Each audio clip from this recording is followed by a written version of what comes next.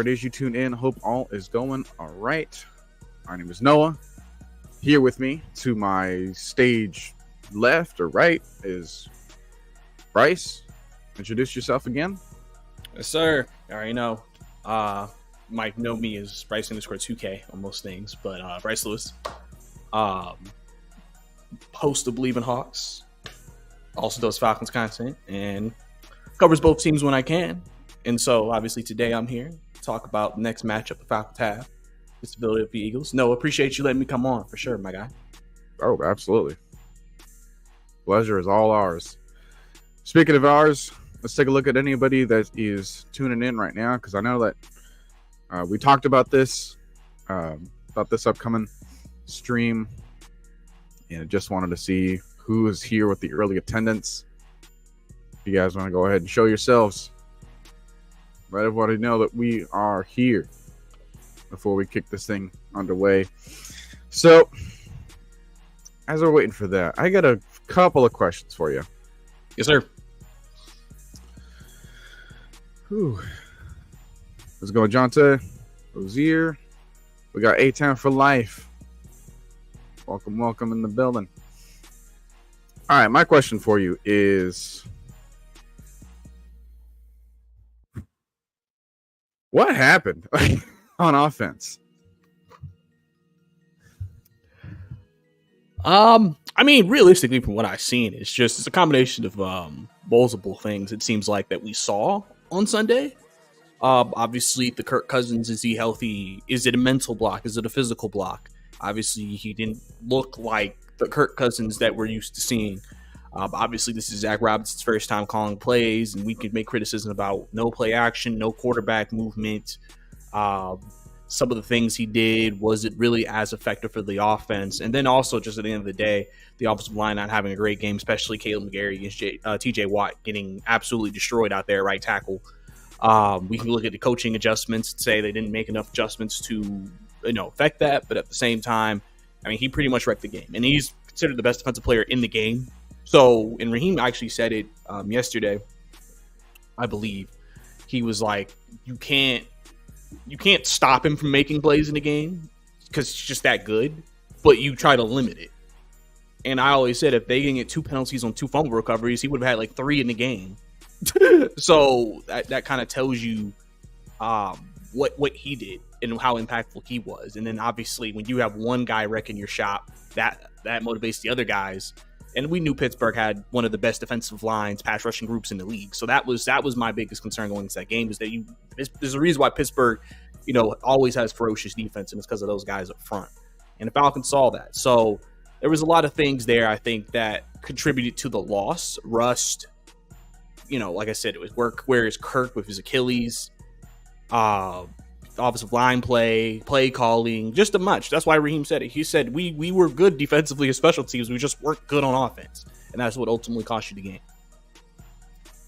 Yeah, we're gonna get into Caleb McGarry a little bit later because I have a film review that I'm working on, and I'm gonna be honest with you. I don't think it was as bad as people make it out to be with him, all things considered, because, like you say, he's the best defensive player right now in the NFL. And he wanted to make sure that we knew that, right? Like, anytime you have someone else going from another home stadium and is able to hype up the crowd and take a bow at the end of the game as if we just put on our own performance, like we expected this to happen, like that is something that only he can do. And we just witnessed that. So as far as that's concerned, I'm actually not super worried about Caleb McGarry. It was everyone else up in the middle. Like Jerome was saying, like he's worried about Dahlman. I was worried about Lindstrom because I think after he had that injury scare and they took him out of the game in the second quarter, he was discombobulated and he was looking really bad the rest of the way. And that was really concerning for him. Matthew Bergeron was every now and then line up against Cameron Hayward, and that's the battle that only Cameron Hayward could win. It's just a matter of like, all right, well, what do you do to stop him? And one of the other things I noticed is that when we were on offense, right, like everyone's going to point out that we were in pistol or shotgun like 96% of the time. The only time we were actually under center was that running back sweep to pick up the 4th and 1 to Bijan, and in the very next play, yeah, Ross Dwelly, man, you got to work on your timing.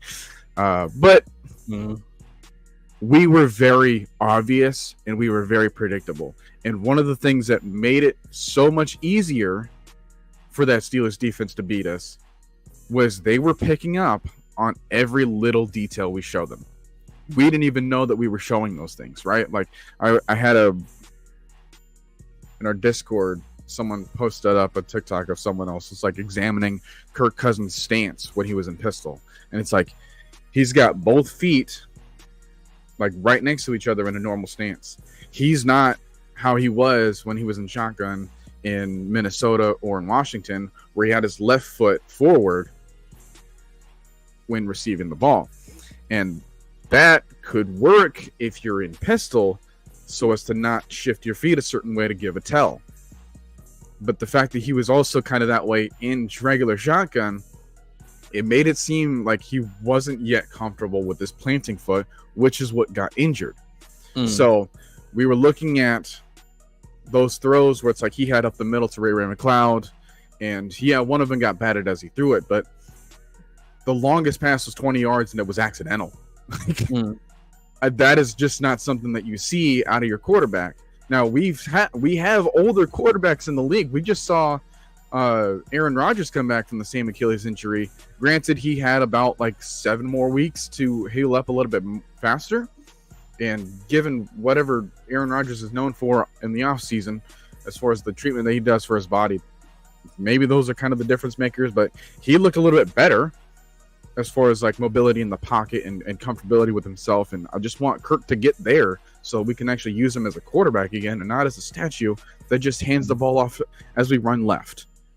So, and that was the other thing I wanted to point out was like going back, like we had the very first 3 scripted plays for us on offense was just like runs to the left.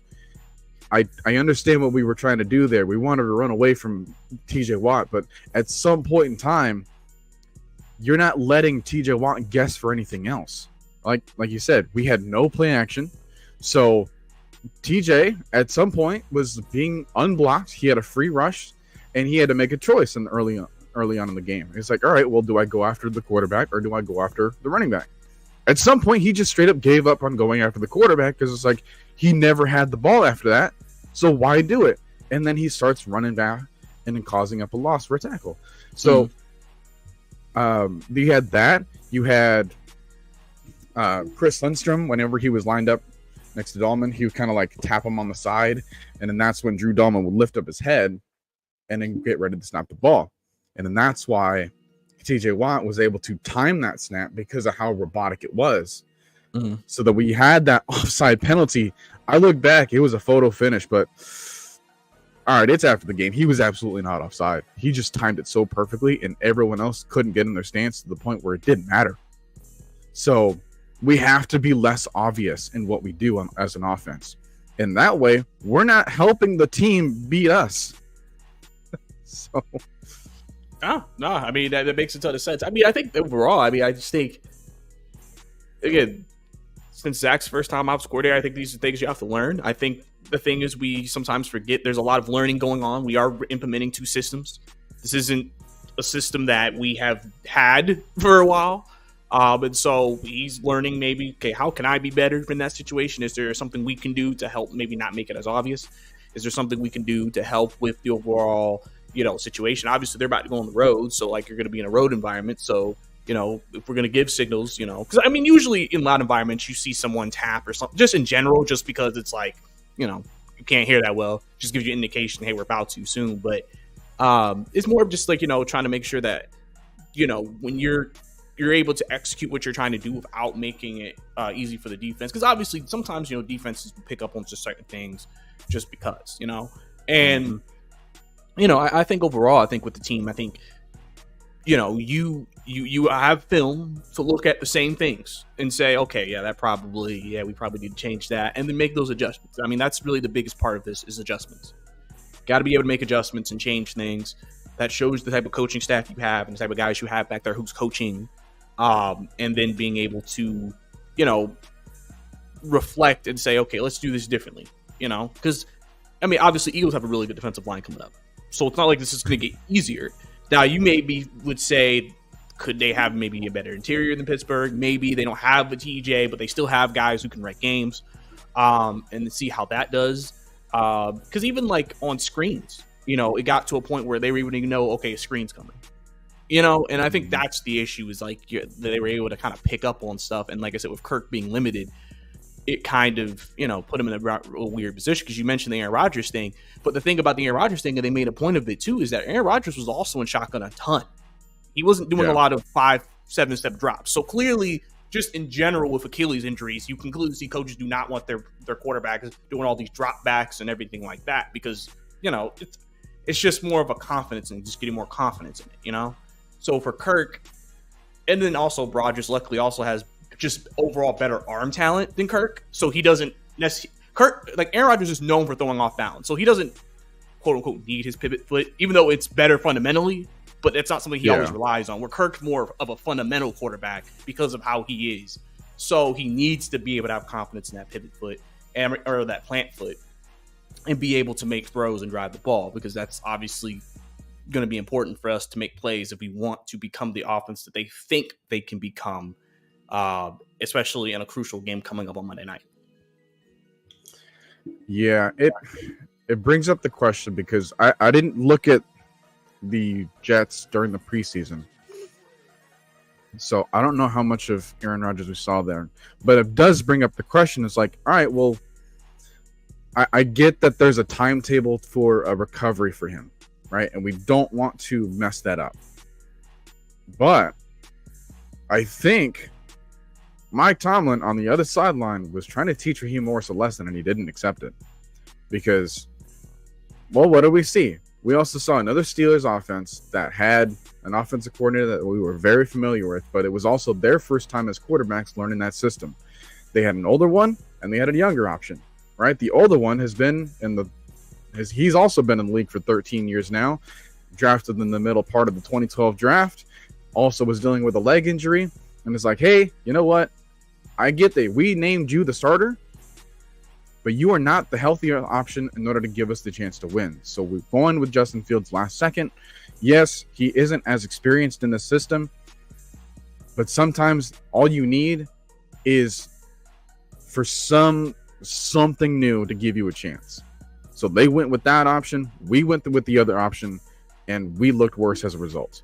So I think when it comes down to just preparation and using the preseason as a way to either help your starter or help your backup a little bit more, because we only gave him like a couple of throws, and then they were like, all right, well, we'll pull you out of the first game. And then they were kind of being like, all right, well, it's to prevent injury. But we're week 1 going into week 2, and now we're having injury concerns when he didn't get hurt during the game. So it's just like, could we have seen this as fans a little bit more clearly? Could we have seen this offense a little bit more noticeable? Because the person that was taking over in our preseason games was Taylor Heineke, and he's not even here anymore. So it's like, you wanted to evaluate your other talent, your second stringers, your third stringers, your et cetera. And yet you had the worst quarterback out there on the field to do that for them. So now everyone else looks worse as a result. And now it's like, all right, well, our starters, they should be ready, right? Let's go out there and run our game plan. And oh, goodness, we, outside of one drive, couldn't even threaten multiple first downs. Like, we were 2 for 9 on third downs. Like, and I'm pretty sure those happened early on in the game. It's just a really weird thing to look at from an offense where we had 2 years of Marcus Mariota and Desmond Ridder, and yet we have Kirk Cousins and Michael Penix, and we're still worried about the quarterback. You know what's interesting is that I think when it comes to the preseason talk, one thing I've always said is that it depends on when people say they should have played. It depends on what you mean. If you just mean in terms of him just playing and maybe starting the process of, if it is a mental thing, especially just him playing, getting some reps and just getting more confident in that plant leg and Achilles, that yeah, I completely get that, and that's a very justified, thing. Now, if you're talking about in terms of the offense in the stuff they're doing. I mean, it's the preseason. You're not half this, like pretty much probably 80% of the stuff we saw in the game Sunday, they weren't going to do in the preseason. So that still would have been the first time they ran that stuff. The only difference is they just would have played football before. So that's why I always ask people specifically, what do you mean by they should have played in the preseason? Like, what exactly do you mean? If you're talking about for Kirk to just throw on it, because like I said, Raheem's coming from a place that didn't do that, and they're fine. So, but also the thing we also look at too is that Sean McVay's been there, Stafford's been there. Really, like the offense has already been established. You could start not playing your starters if you already have an established offense that's already played. The only difference in this situation is that like you have a new offense. So there were maybe a little bit more points to maybe think about playing your starters. New offense, quarterback coming back, trying to get more confidence in his Achilles, things of that nature. And so that's why people are, like I said, very critical of Raheem's preseason stuff. But like he says, because I always say play devil's advocate, and I say, I mean, at the end of the day, though, if he plays the starters and like Kyle or Drake goes down with ACL, we're gonna be like, why did he play? Like, let's be honest, we're gonna say that because people are gonna be like upset. It's just it's really there's no way you can win except them playing and nobody getting hurt, and then everybody's fine. You know, so it's that's why preseason now, especially with the 3 preseason games and how you're seeing teams do it, it's weird now because it's like it feels like, okay, what's the positive? What's the negative? Is there really a perfect solution? There's always a risk, but then it's like if you don't take the risk, then are you being too conservative? So there's no perfect answer for people, really. It's just a matter of you got to feel like you do for each individual coach and each individual team and feel like, okay, what's best for our individual team? And you kind of have to live with whatever results come from that. And Raheem has just taken I'm not going to get anybody hurt, especially after the Miami week when 3 people went down. He's like, all right, yeah, this is definitely justifying me not playing anybody. Yeah, I kind of wonder like how much of a scare that was for DeMarco Hellams and Braylon Trice and those guys. So it's like, all right, well, they were intended to be our starters. I don't want to make anything worse, but you know, it's interesting because we have 32 different teams, 32 different answers to this, and some of them, like Kansas City, for example, like they didn't have an offensive coordinator change, like they didn't have anything else that was new, but yet we still saw Patrick Mahomes and Travis Kelce out there, for example, and we're still trying things. And we were like, why are they out there? Like, you're back-to-back Super Bowl champions. Like, why do you need to be out here? And it's just like, there's a difference between some of the older coaches in the NFL. They have their way of going about things. And they have some of the younger coaches that are trying something new. And overall, like, I think a lot of teams can chop this up to like, all right, well, we're just going to get our bearings across. Most of the league's quarterbacks, I think it was about at least half of them couldn't even throw for 200 yards in their game. Yeah, the offenses and quarterback play. Lot of rust, a lot of slow playing offenses, and I think that it's going to develop over time for some of these teams, ourselves included. It just makes it so much amplified when we're going to be on prime time for this game on Monday night, Sunday night the previous next game, and then we're going to have a division rivalry matchups, like a gauntlet of them, and like all those offenses, they're already clicking. Like Philly scored up 34 points, and granted they could have lost that game had there not been for the Packers, like, you know, kind of shooting themselves in the foot early with the inability to capitalize on the turnovers that they had to start those games. So it's like it was 6-0. It very well could have been 14-0, and then they just lost by 5. Like any of those kind of mistakes can matter, and Eagles, they were not perfect in themselves. So what does it take for our defense to kind of capitalize and keep us in this game? Because we didn't have any turnovers. We didn't give up a ton of yards, but when it came down to it, like we were 8 for 17 on third downs as a defense. So how do we try to get off the field against this offense that we see for Philly?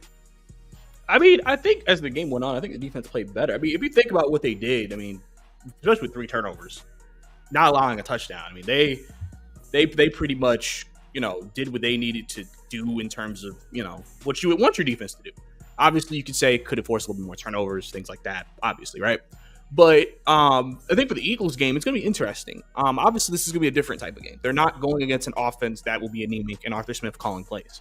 You know what I'm saying?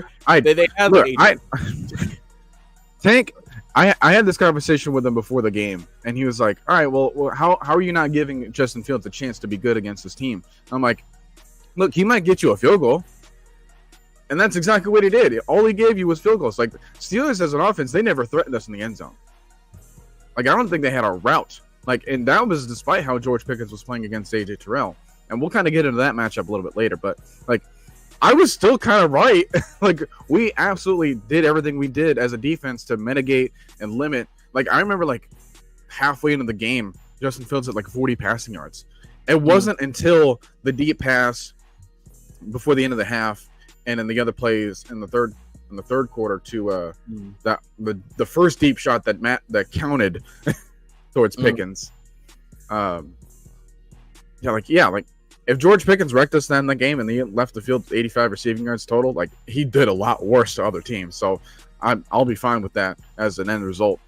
It was just everyone else. Like the matchup that I wanted to pay attention to was Mike Hughes and what he could do against the second wide receiver, which was Van Jefferson. And Justin Fields like never threw it his way. Like I think he got one catch for 1 yard. Yeah, so I had to look at Mike Hughes in a different sense, and they were kind of blitzing him and they were sending him in run support a little bit more, and he had to pay attention to other things. So I think he did pretty well. But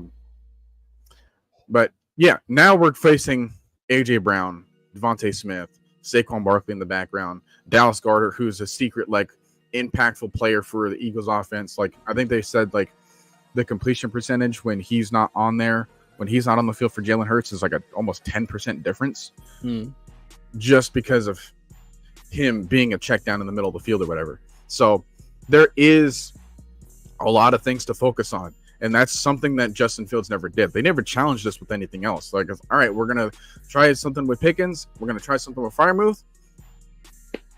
No one else had 3 targets. So it's going to be a much more spread across the field, and we have to learn that, all right, everyone's going to be ready.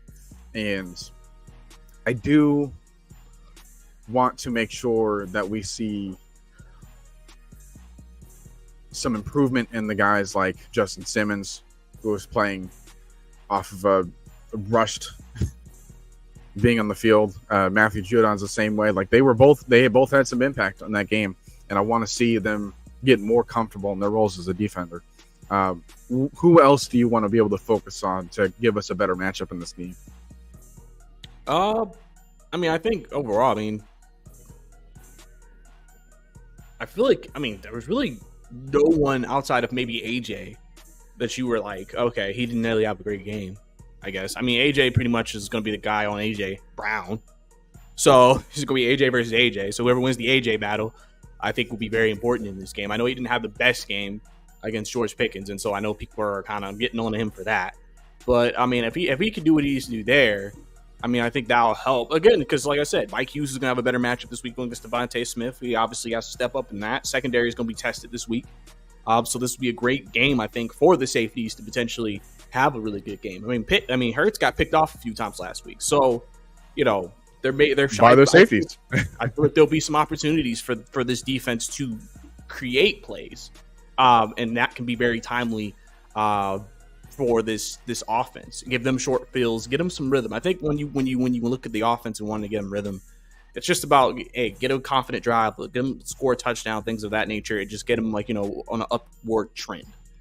I think I've said that I would like to get guys like Ray McCloud more involved because there's people hate on Ray McCloud. I mean, the only touchdown drive we had, Ray McCloud had 3 catches on that drive, and 2 of them are like big catches. So I mean, and there's also, I look at him like, okay, well, he's a speedster, right? So get him in space, let him make plays in space, and keep pressure on the defense. And then obviously we know we need to get the ball to Drake. I mean, literally everybody, we need to get the ball to more in general, just because not a lot of people.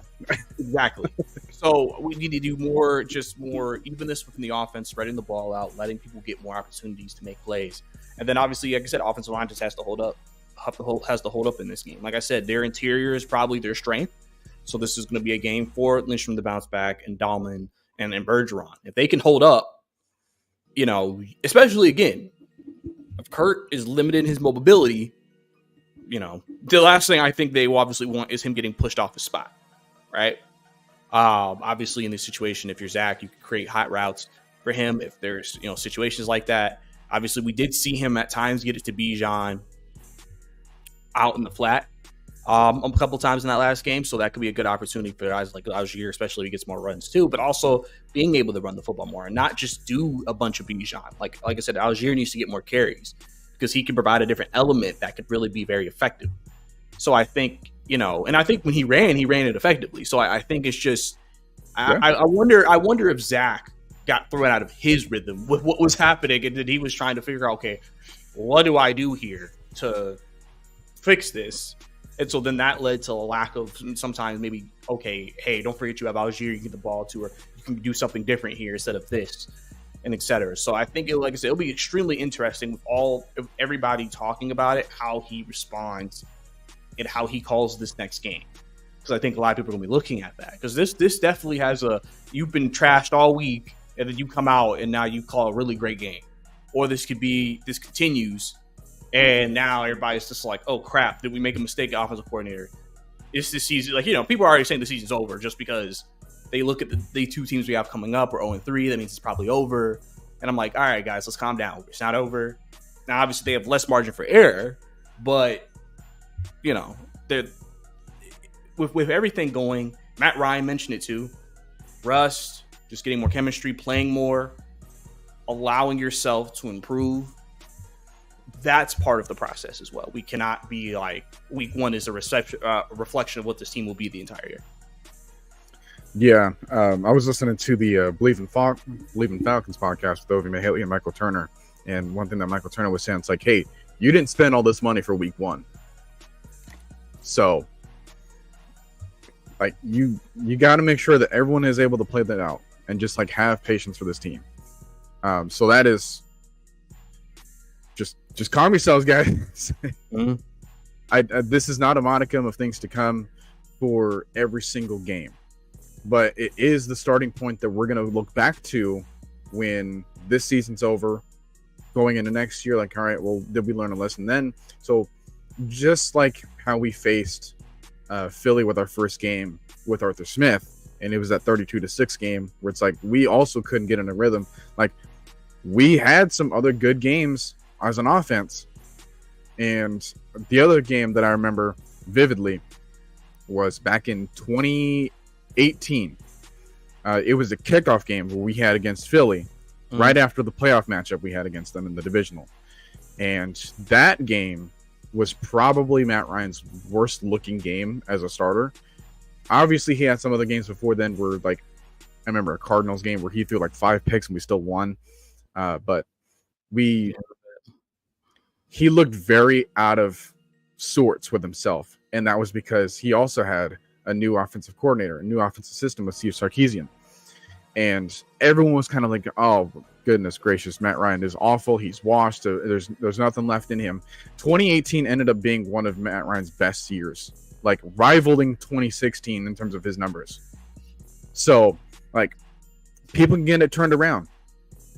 Now, with the health injury and all these other things and the rust and stuff like that, like, there's that factor. I actually kind of want to touch on the factor that Philly is coming back from Brazil.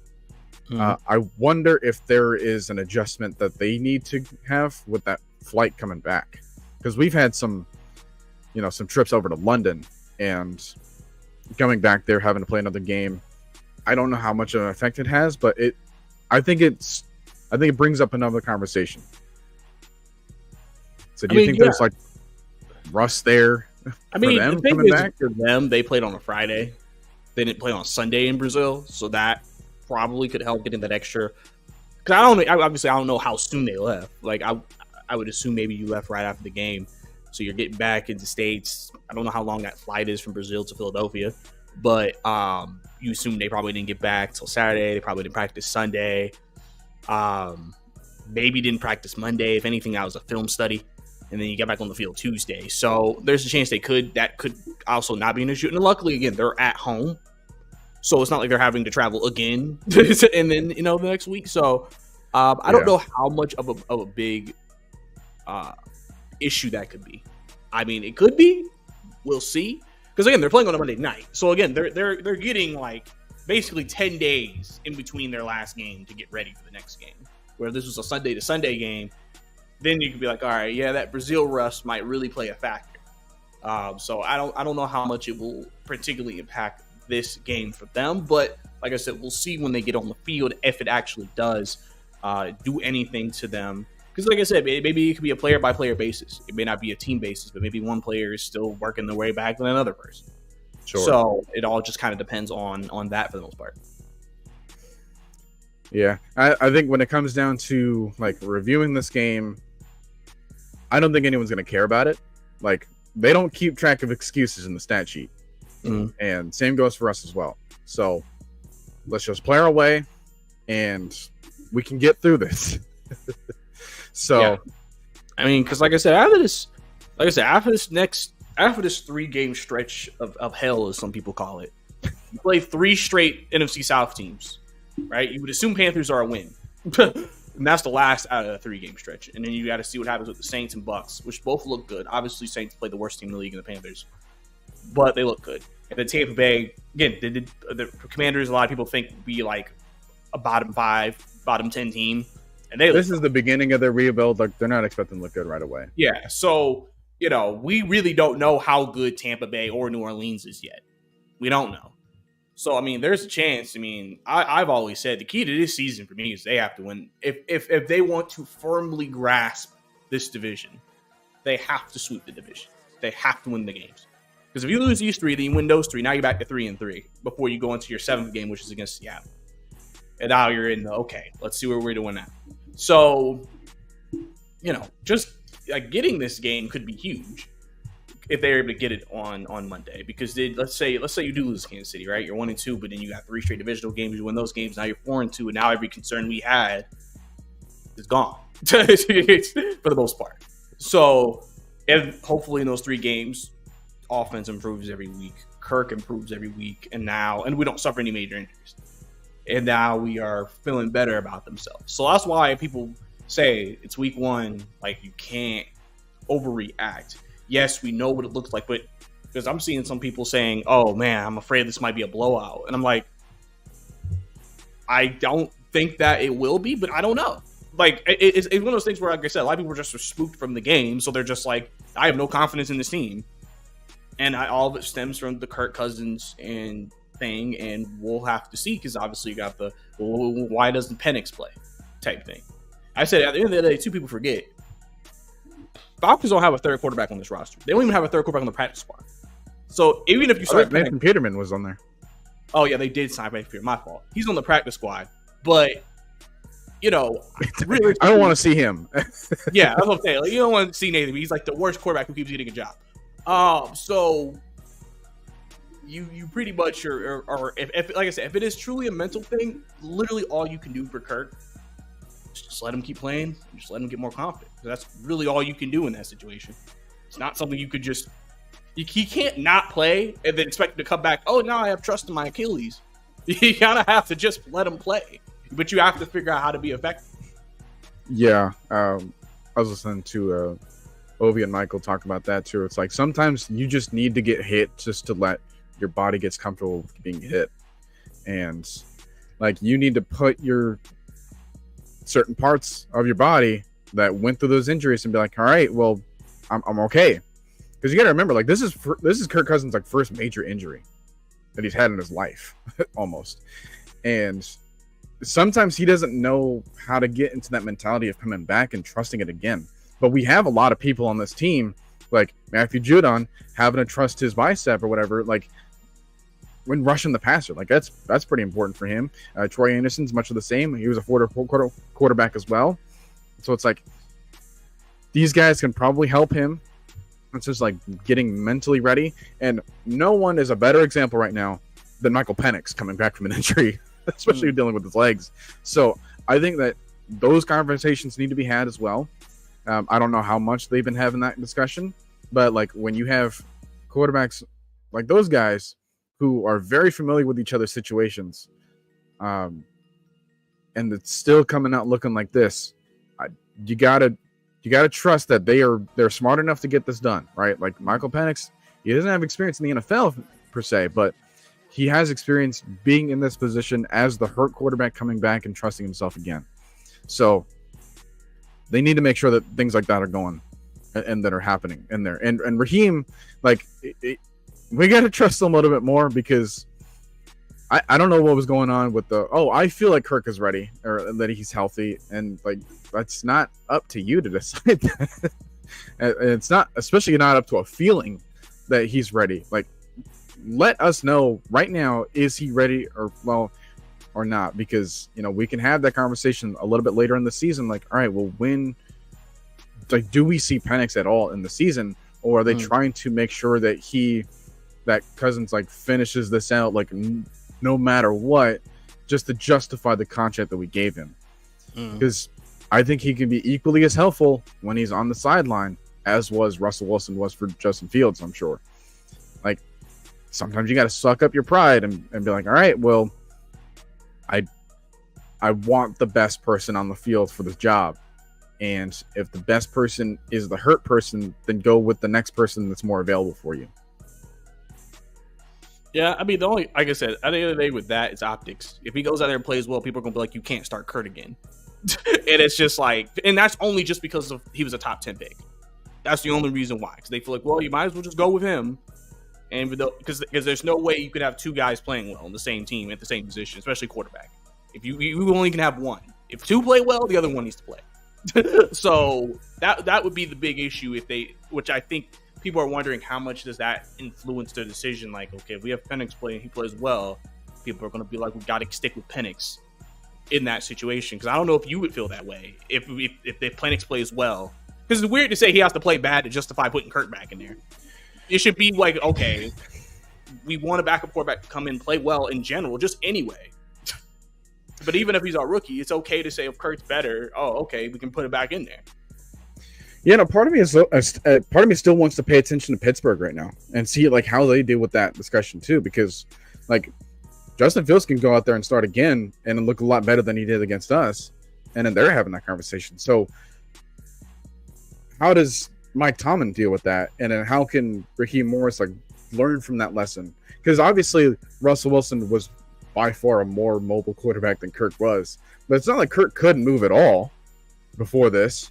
So like, you just gotta take these situations and learn from everyone that's around you, right? Like Raheem Morris had this put people first mentality, and I kind of want to, and I want to stick with that. I want to hold that to him, making sure that he's putting his people first. Because when you're sending out the hurt guy just to try to trust himself in the situation in a game that actually matters now, it doesn't seem like you put him first. And I don't want this to be a sign of things to come, right? Like, I don't want this to be like, oh, well, now Justin Simmons and Matthew Judon and Darnell Mooney are like wondering if they signed with the wrong team, because we heard this coach speak in this lip service, and now we're getting into the game, and the person that we wanted to trust the most is not in a position to win us football games right now. So like, hey, like Darnell Mooney chose us over the Chiefs, right? Like Matthew Judon chose us over the Bears. Justin Simmons chose us over New Orleans. All those three teams are winning. Yeah. And like, I don't want that doubt to settle in the locker room when it's like, all right, well, I thought I saw Penix look pretty good in practice for us right now. Like, he trusts himself, he trusts his legs, and I think he's also really equipped for the pistol and shotgun and these kind of things. Like, I don't see how he can mess it up any worse than what Kirk looked like, but we'll see. Because one last thing I'll say about the Pittsburgh, they barely rushed more than 4 people. So they didn't have to send blitzes. Again, could it just be that's because we already knew what was going on before the snap, so we didn't have to do anything? Or was it just because, like, hey, we trust our 4 guys to get there because our 4 guys are Alex Highsmith, Cameron Hayward, Larry Ogunjobi, and TJ Watt. And their alignments was something that I don't think Philly's going to be able to replicate either, because they had a wide 9 stance for both of them, which is why they were thriving in that outside zone, stopping those plays and getting around the edge. Like, they don't really, like, Philly doesn't really do that, but they will have a scenario where it's going to be a 3-on-2 up in the middle. And if you don't provide protection in front of Kirk Cousins, then he can't step up in the pocket. And now it's going to make him look a lot worse. Whereas Penix, he knows what an immobile or what a collapsing pocket would look like, and he can get out of that situation and provide you with some more time so that the play doesn't get ruined. So, like, I'm not saying this as a way to like, oh, well, this justifies putting Penix in right away, because yeah, there's a chance that he can look good. There's also an equal chance he can look bad right now, and now we're damaging the person that we're trying to save. So I don't know. It's very interesting. I do see that Philly was also kind of struggling in the secondary too. So like they're not having to worry about like dropping 8 people into coverage or 7 people into coverage, just like making a feast for the 2 people that we really need to pay attention to. But it just makes me a little bit more concerned that we might not get this done in time for our game, and then it's going to be too late for that one, and it's going to be too late for Kansas City. So at least in this aspect, I can say that we played disciplined, right? We only had 5 penalties that go for 34 yards. Those penalties were kind of the ones that like took back a lot of our positive plays. Like we had had a good play with Kyle Pitts in the crossing route. We had a good play with Bijan on another situation to try to get us out of our own end zone. And yet, like, those were also the plays that like couldn't let us continue some of these other drives too. So how do you think the time of possession battle is going to go in this game? Because Philly can also like hold on to this ball and then not give us a chance. And we're going to have to be in a position where every single time we touch the ball, it's going to have to account for points. Yeah, I mean, that could be a very important part of this game. I mean, honestly, one way you want to tire out guys like Jalen Carter and then the big guys is to keep them on the field. And so that's why I think running the football is almost as passing the football for the Falcons this week. Because if they're able to run the football and hold on to it, I mean, that can help to get a pass rush, tire out the defensive linemen, which could then lead when you do some passes, better protection for Kirk, and then Kirk, if depending on how he is, can make plays, see the field a little bit better, and go from there. So I think those are the things that I think I'm gonna be looking at for them, because time of possession against the Eagles, because the Philly is usually a time of possession team. Because of the fact they could run the football with Jalen Hurts and them. They're not like this over the top big play offense all the time. Even though they can do it, that's not what they're known for. So I think that's going to be the big thing really for them. It's just to be like, all right, let's be able to possess the ball a little bit, help keep our defense fresh and tire out their guys. So that way it gives us more advantages when as the game moves on. Especially again, you get a good dose of Bijan, a good dose of Tyler Algier. Especially Tyler, how violent he runs through the hole. Really, really make him stop wanting to tackle as we get later into the game. Yeah, the other thing that Philly also shares with Pittsburgh is that they also have a kicker that can kind of take them like, all right, well, I only need to get to like the 35-yard line on your side of the field in order to be in scoring range.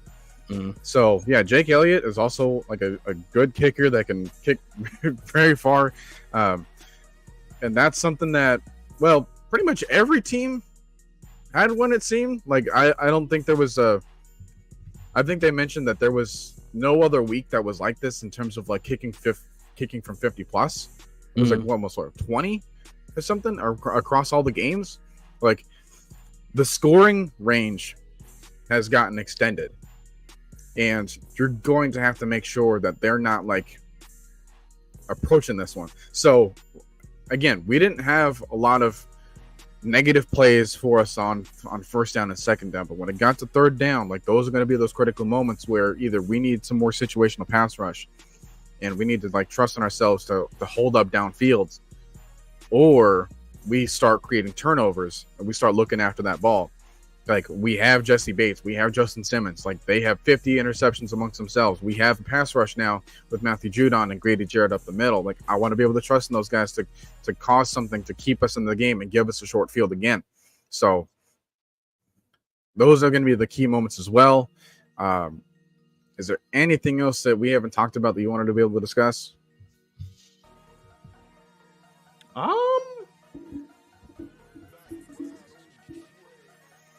Not necessarily, unless you just want to go ahead and kind of be like, what is your number one keys to the game against the Eagles on Monday night for the Falcons to be successful?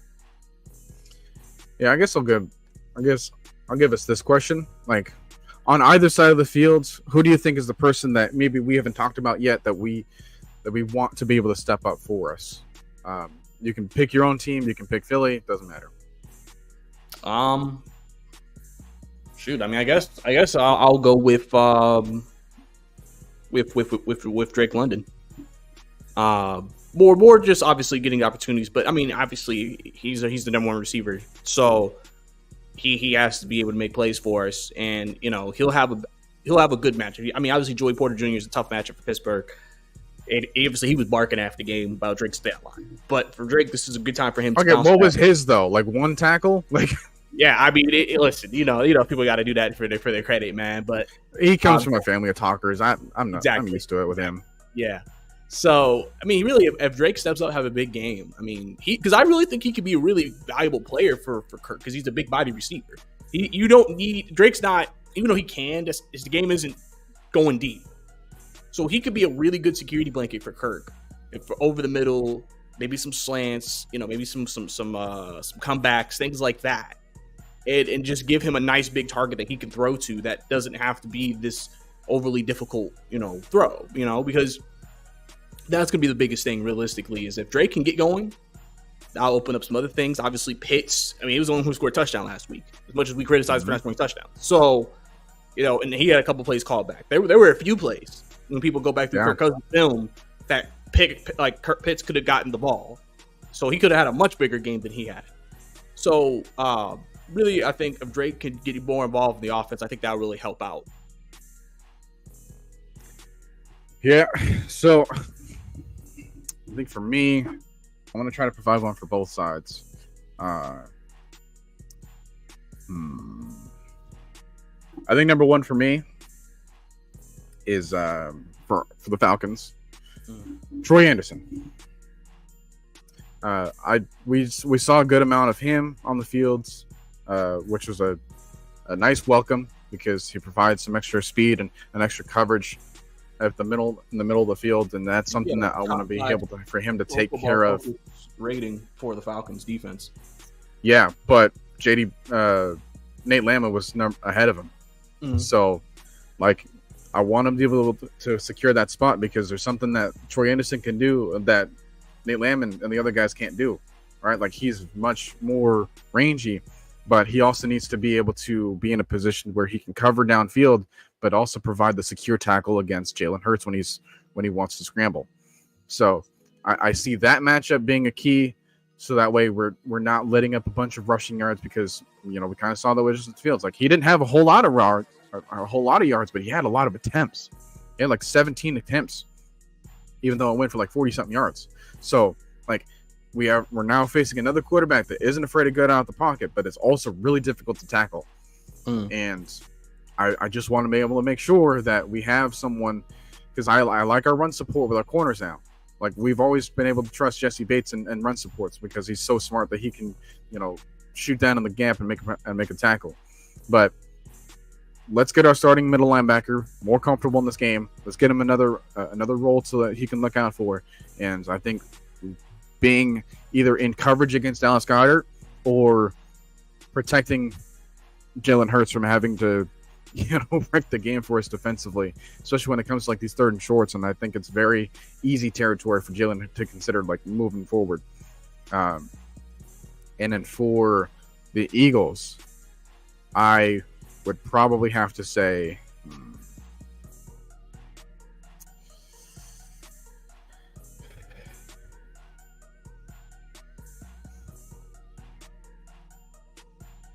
it might be weird, but I'm kind of going Kenneth Gainwell.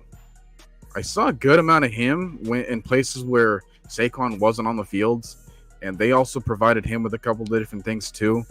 Like he was also picking up some screens and dump offs on the side and getting to the other rushing attempts. So if we can control him, then it just leaves Saquon with all the touches, and it might not give him a chance to like recover or like heal up or you know, be on the field as often. So I think that he's going to be the person to get the ball a little bit more this time, so that they're not completely relying on Saquon, even though he's a great player. But I want to be able to make sure that, because we've seen Kenneth Gainwell for a couple of years now, and we know that he can also be a threat in the passing game and in the pass coverage, or pass protection rather. So I'm kind of thinking him. I don't know why that, like, his name's sticking out to me for this game. Okay.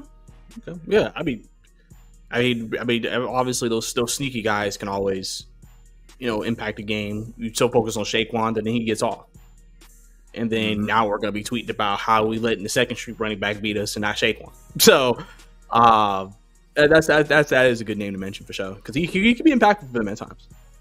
Yeah.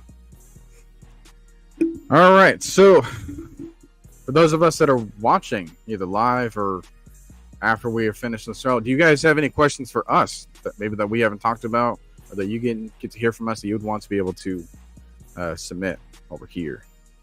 Because we're probably going to end the show in about 10 minutes. So as we wait for that, let's take a look here. Let's take a look at some of these other players. We had Bernard saying, I expect Kirk Cousins to play better. He has to be under center these next couple of games. Yeah, I think for one, it removes some of the tells that we saw in shotgun and in pistol, right? Or it's like, all right, well, now I don't have to have Chris Lindstrom like tapping on the side of Drew Dahlman just so he can snap the ball, or because those are going to happen with the center and the quarterback. So Kirk hasn't had a history of revealing what he's done there, but as you mentioned before, like I remember a while back with a Packers safety, they were in practice against Brett Favre, and something as very simple as eyesight for a quarterback was something that he picked up on. Like he mentioned, like, all right, well, if Brett Favre looks at the field and looks at the safeties, every single time we knew it was a pass play, because he never looked at the safeties when it was a run. Like they look for anything, and if it's him under center that has to provide some extra tells, or to try to limit the amount of things that we show and reveal to Philly, like the better. But it also comes down to like, all right, well, how good is he at taking those hitches and taking those dropbacks in from the pocket, because that's a lot of bending for his body to do if he doesn't trust his Achilles. Like getting from that stance and then pivoting either to the left or to the right, like that is something that he needs to be able to trust his legs with. And which is why I'm like, all right, well, if you don't like him under center, then get Michael Penix there. I know that Michael Penix also doesn't have a ton of experience being under center, but it's better than this. Like it's better than having to make sure that everything looks less obvious to the defense. Yeah, I mean, I'm trying to go back to when I was at camp for a couple of days, and I was trying to remember if Kirk was under center a lot when they did 12-on-12s, but I feel like maybe a little bit, but I felt like a lot of it was pistol and shotgun at that time. So I don't know. So this was something that someone that was there watching all the camp and watching all the practices, like you would have been less surprised that this was the game plan as someone like me that is off on the other side of the country. It's like, hey, what's going on here?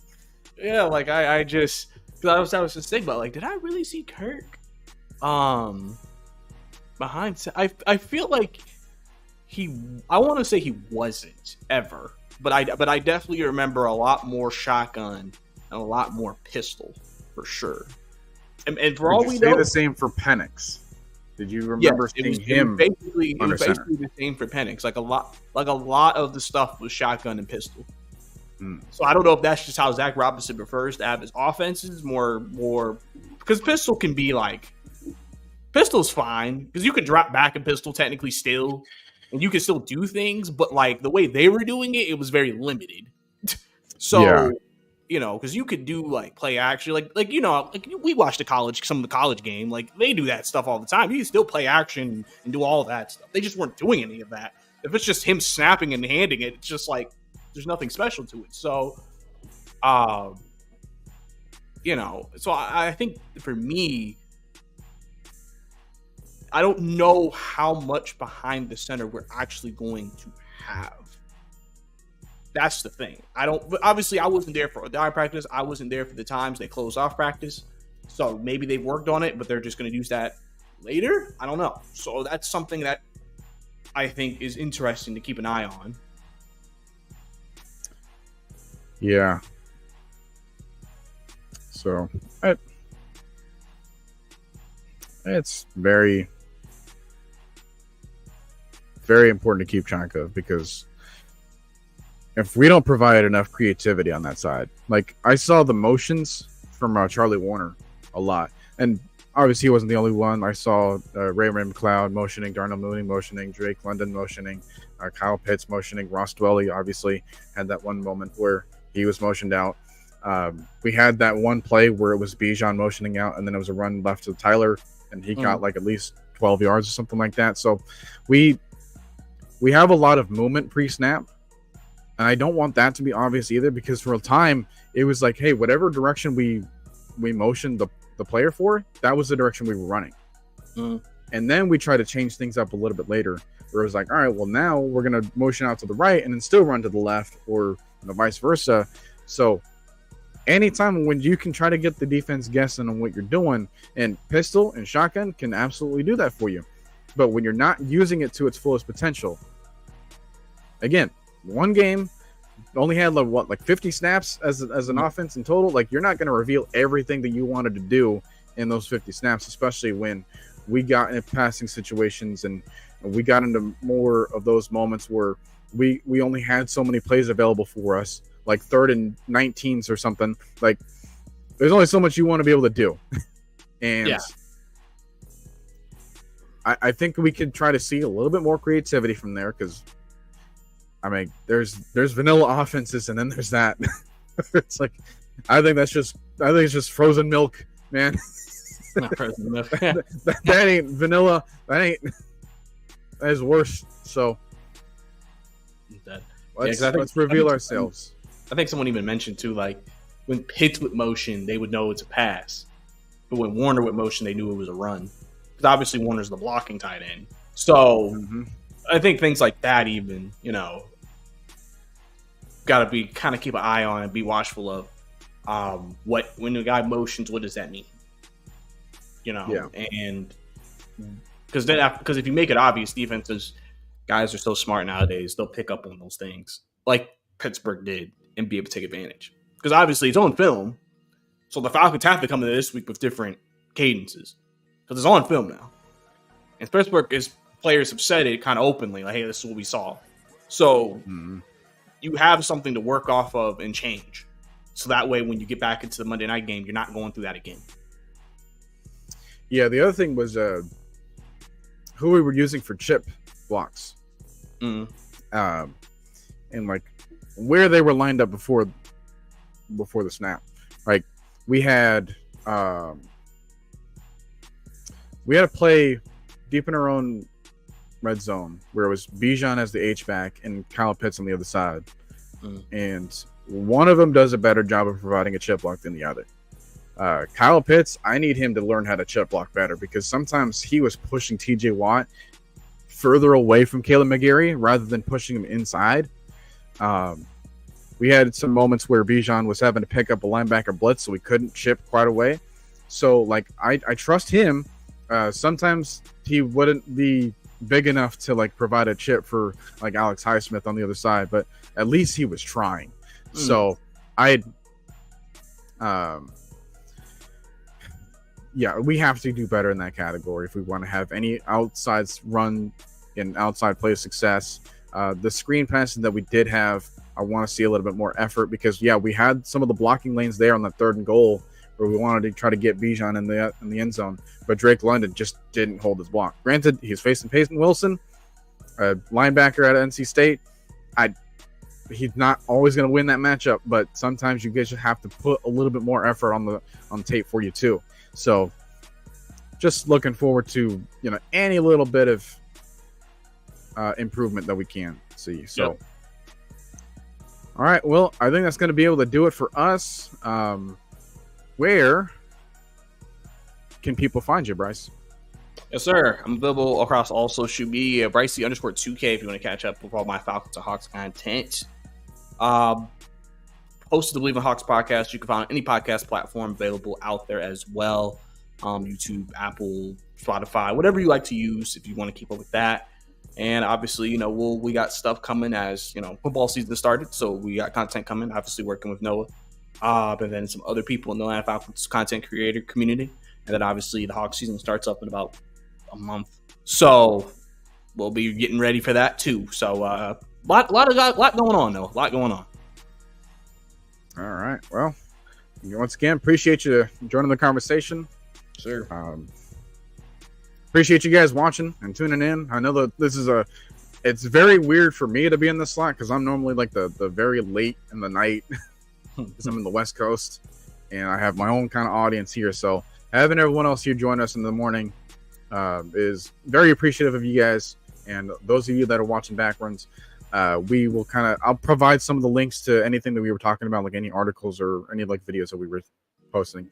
And if I haven't yet, then go ahead and let me know in the comments that I'm not doing my job enough or something like that. So I ain't afraid of that. All right. Well, thanks a lot, guys. Appreciate you. And we'll see you next time.